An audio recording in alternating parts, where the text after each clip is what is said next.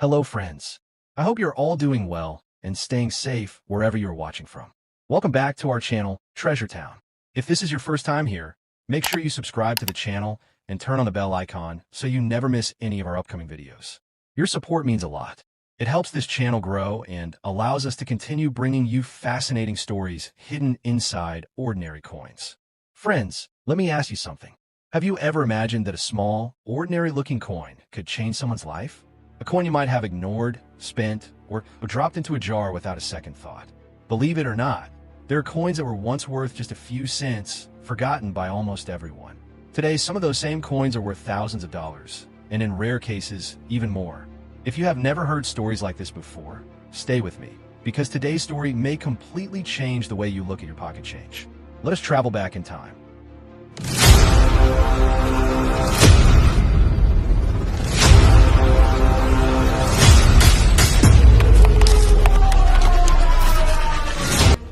What if I told you that a simple penny from 1947 could carry the weight of an entire nation rebuilding itself? Today, we're talking about the 1947 no-mint Mark Lincoln wheat penny. At first glance, it looks ordinary. Brown copper, Abraham Lincoln on the front, wheat ears on the back. Just another old coin. But when you slow down and look closer, the story becomes much bigger. The 1947 penny was struck just after World War II ended. The war officially concluded in 1945, and by 1947 the United States was stepping into a new chapter. Soldiers were returning home. Factories that once produced tanks and ammunition were shifting back to cars and consumer goods. The economy was adjusting from wartime pressure to peacetime growth. And right in the middle of that transition, millions of pennies were being produced at the Philadelphia Mint. The coin we're focusing on was made at the Philadelphia Mint, part of the United States mint system. Unlike coins from Denver or San Francisco, Philadelphia coins at that time did not carry a mint mark. So when you look under the date and see absolutely nothing, that blank space tells you something important. No letter means Philadelphia. To new collectors, that empty space can be confusing. Many people assume a mint mark is missing due to wear. Others think it might be an error. But in 1947, no mint mark was completely normal for Philadelphia issues. Now let's talk about the design. The front of the coin features Abraham Lincoln, based on the portrait designed by Victor David Brennerbach in 1909. This design was part of the Lincoln Wheat Cent series, which ran from 1909 to 1958. On the reverse side, you see two wheat ears framing the words 1 cent and United States of America. That's why collectors call it the wheat penny. By 1947, this design had already been in circulation for nearly 4 decades. It had survived 2 world wars, the Great Depression, and massive social change in America. But here's where it gets interesting. Most people think old pennies are automatically valuable. That's not true. The 1947 no-mint mark penny had a high mintage. The Philadelphia Mint struck hundreds of millions of them. Because of that, worn examples are still very common today. If you find one in heavily circulated condition, it might only be worth a small premium over face value. But condition changes everything. Coin collectors grade coins based on preservation. Details like Lincoln's hair, the sharpness of the wheat lines, and the original mint luster all matter.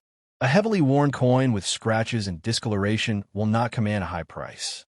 However, a high-grade, uncirculated 1947 penny is a completely different story. Coins that were never spent, never cleaned, and never damaged can be worth significantly more. In mint state condition, especially with strong red color still visible, values can rise sharply. Red examples, which retain their original copper shine, are especially desirable. And here's something many people overlook. Color designation plays a huge role. Collectors classify copper coins as brown, red-brown, or red. A full red 1947 penny in high mint state grade can sell for much more than a brown one of the same technical grade. That's why 2 pennies from the same year can have dramatically different prices. Another factor is eye appeal. Even within the same grade, a coin with smooth surfaces and attractive toning will outperform one with spots or dull coloring. Now let's address a common myth. Some people believe that because there's no mint mark, the coin must be rare. That's not the case here. In fact, Philadelphia produced the largest share of 1947 cents. The absence of a mint mark simply identifies the mint location. But rarity can still exist within common dates. For example, coins with exceptional strike quality, strong details, and original surfaces are much harder to find today. Over the decades, many 1947 pennies were cleaned improperly, stored in poor conditions, or simply worn down in circulation. Finding one in pristine condition is not as easy as it sounds. There's also the emotional side of this coin. Think about the timing. 1947 was a year of adjustment and rebuilding. Families were reuniting. Industries were expanding. The modern American middle class was beginning to take shape. This small copper coin passed through the hands of people living through that transformation. It may have bought a newspaper announcing post-war developments. It may have been handed to a child as pocket change. It may have sat in a cash register during a time when prices were very different from today. That's the hidden power of historical coins. They are everyday objects that quietly witnessed extraordinary times. For collectors, the 1947 no mint mark wheat penny represents more than metal. It represents continuity. The design remained steady while the world around it changed dramatically. If you're searching for one, here's what to check. First, confirm the date, 1947. Second, look under the date. If there is no letter, it's from Philadelphia. Third, evaluate condition. Check Lincoln's cheek and jaw for wear. Look at the wheat lines on the reverse. Are they sharp or flattened? Tilt the coin under light. Do you see original luster? And most importantly, never clean your coin. Cleaning can permanently reduce value. Even light polishing can leave microscopic scratches that collectors immediately notice.